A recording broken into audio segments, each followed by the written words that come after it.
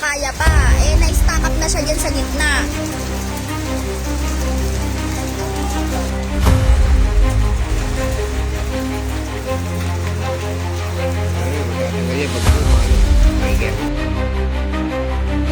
Alam mo nang baha, tubuloy ka pa. Akala mo ha.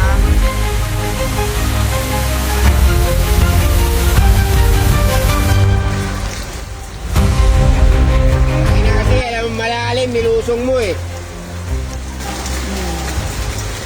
Sige, lusong ka ngayon ha. Bumaba yung pasero. Ay, oh, diba? Sige. Lagpas na dyan eh. Balik. Oh, ang galing ni Kuya, lumangoy ah. Sabi, magamit ko. Oo. Wala rin, basa rin yung bag niya. Ay, Diyos ko.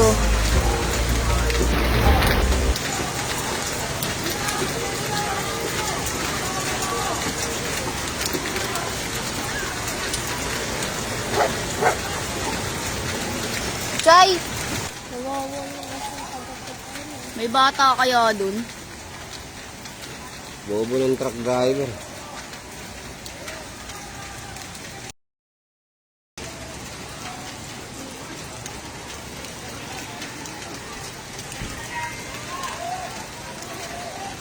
Bakit hindi mo kaya ikaw?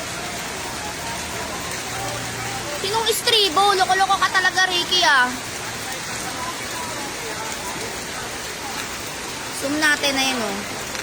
Ayan, yung mga pasaherong nagbababaan. Ito na yung mga nakababa. Ayan. Dito sa taas ng Petron, medyo mababa pa. Ayan yung rescue, yung ano, bangka. Kaso ang daming sakay. Meron din isa, wala naman oh. Ano? Paano magkakasya yung mga pasahero?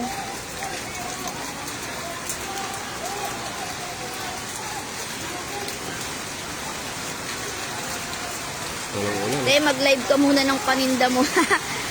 Sabay mawawala yung mga viewers, tangiks. Wag na, mama, sa susunod na. Shout out sa Banawi Boys. Paldo-paldo na naman kayo neto. Pag naligo ka ng ulan. Oo, yung mga motor, abot na. Ayan o. Tricycle, abot na din. Ito, yung isa dito, lubog na rin. Ay, ang lakas ng ulan. Diyos ko, Lord, tama na.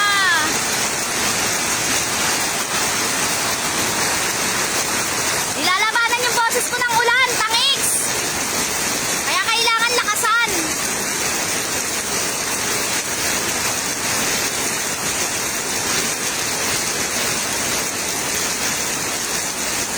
Tignan mo, ang dami pa nilang nakukuha sa loob ng bus.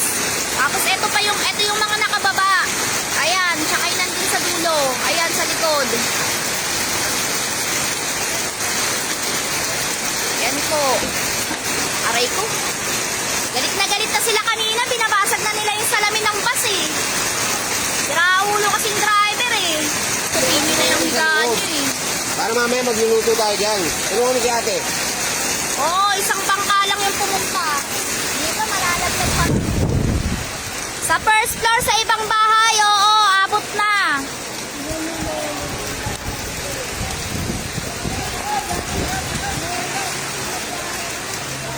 Hindi sa kanila yun. Shout out sa mga matatalinong nagko-comment dyan. Huwag kayong manood kung mahihilo kayo.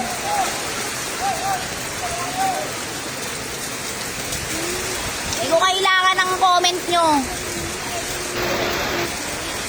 Punta kayo dito, lubog ko kayo sa sa baha.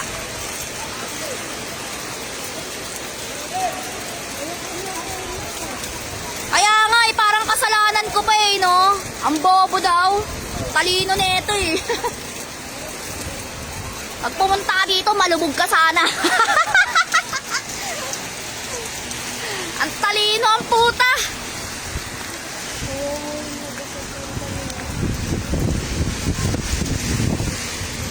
Saang lugar yan? Barangay Tatalon po, Araneta Avenue. Gato, hindi ako kumakain ng taba. Nakaka-high blood kasi kasi nag-comment, ang talino ang puta.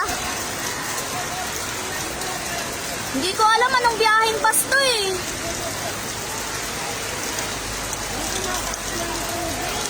Hindi ko nakikita be, nakalubog na eh. Inabot na nga yung upuan nila sa loob eh, kaya naglabasan yung mga pasahero. Taas ng Petron. Kasi po, baha na rin po dito sa Petron. At saka kaya niya, kala niya kaya pa. Eh, na-stack up na siya dyan sa gitna.